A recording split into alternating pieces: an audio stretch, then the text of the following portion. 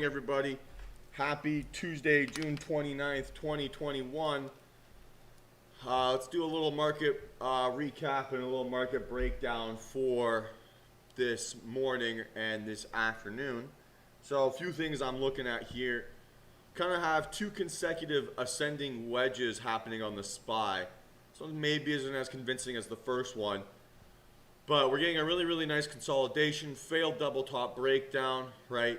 Getting a little breakout above this, holding the support line, which is that first breakout after the crash. So there's a lot of positive momentum here on the SPY, right? We do have some potential like negative news. So this Delta variant is starting to worry countries in Asia and Europe, right? You're starting to see those overseas airliners and hotel chains struggling a little bit this week. So that's something to keep an eye on. The U.S. has kind of historically been a couple weeks behind on COVID news.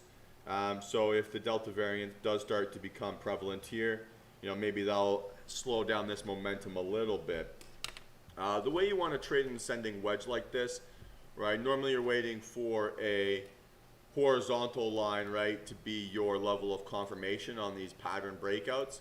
So what you want to do, right, is you want to see this breakout, low vol pullback, or some sort of very bullish candle, right? Full body bullish, that sort of thing with strong volume, and then you look on your enter. Don't enter on the break of this non-horizontal line, right? This trend line is just your setup. So wait for your horizontal line break and then go. Bull case for me today starts above 427.70, right? Which is essentially all-time highs. Pre-market, we're not really doing any action, so not moving anything. Bear case begins with a nice rejection and then a nice rejection candle print. So something like a hammer, like a red hammer pointing down, something that looks like this, or a full body bearish candle, right, on the way down. That'll be sort of the downside action. We could see a little bit of positive momentum here in the SPY. Banks passed their most recent stress test. So if financials are relatively strong, maybe that stealth rotation that's been going on kind of slows down, and then we maybe get that QQQ and SPY working together. So that's sort of what I'm looking for there. I don't see any real nice setups to the downside here. Bias for the SPY for me is definitely for bullish plays today. If you can play bullish to the upside, then we can expect this thing to pop. So QQQ, kind of similar to the SPY, right? We're getting a little bit of an ascending wedge at all-time highs. You've had a bit of a breakout. Yesterday, what I love is that we had a directional day, right? Full body bullish candle, not a wick to be found, on strong volume. So bullish engulfing on volume as well. So I find that to be a very strong, kind of convincing candle pattern. And I'd expect a little bit of bullish continuation here going forward. We haven't had a directional day and a volume day sync up. So it's really nice that actually has happened. For me, bullish case begins with a break of all-time highs. So we'll call that 350, 390. Right, low vol pullback and go, and then play it towards every psych level. So we'll see how that comes together. But there's no reason to sell at all-time highs. But you can also be very patient, right? No reason to jump into an entry. Wait for it to give you something good. Wait for it to give you something strong, and then go in. Bearish case begins under this 350.70, right, and then we can go down towards that 348.80. Right, and then maybe towards that 347. That's sort of, I think, the way this thing can play out to the downside. I'm not really super interested in reversals unless we get a fantastic hammer and really strong volume. It's got to be like strongest volume over the last couple days for me to be convinced in a hammer or a reversal candle. Just because it's going to need a lot to invalidate this directional day for me. All right, so Apple, right? Pretty convincing looking wedge here as well. Certainly not a lot of resistance above this 135.65 area towards this 137.20.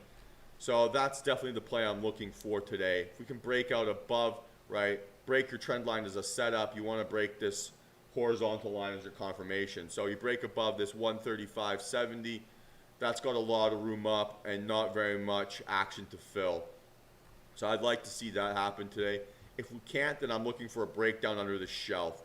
right? We broke out outside of this sort of pseudo range here, right? So we broke out of this, and now we've got a little shelf we're holding. So if that shelf breaks, right here, that shelf breaks, right, then I'd expect this gap to fill, and then we can start really flying to the downside. So if we can fill here towards this 134.70, 131.75, right, next move down is towards that 130 area, right? Breakout above, right, we get that confirmation, right? It's 135.70 towards 137.20, we'll call it, right? And then you can maybe go 140. You can start to move up really, really fast at that point. Maybe we can get a test of all-time highs. Tesla, very similar to Apple with the wedge, right? It's a possible second wedge setup here in the last couple weeks for Tesla, right? So we had that one here, right, that broke out with some extreme volume the other day. So I'm hoping we can get a similar reaction. This Tesla wedge might get a little bit complicated. So we got a couple things to deal with to the upside. So there's this psych level here around 700. So if we break out above this 697, I wouldn't be too surprised to see a head fake, right, at that 700 area before we can hit that 706. My favorite setup will be a break of that 706 towards the 715. And then that 725 could come pretty easily. So we could get that follow through without really much resistance in our way, right? But this 697 to 706 area could be a potential head fake zone. You know, bearish case for me is a breakdown under this call it 668. It's got that really, really nice gap to fill towards 657. So this thing will move really, really fast in this gap. So that'll be a really, really nice bearish case. And then if that breaks, right, if we can find some further momentum inside that gap, you're starting to move towards 640 without much resistance. So there's a lot of potential action there. Right, Microsoft, a lot less complicated. Right, we had this sort of pattern here that we were talking about yesterday, where you didn't expect much follow through, upside follow through, right, above this 267.90 area.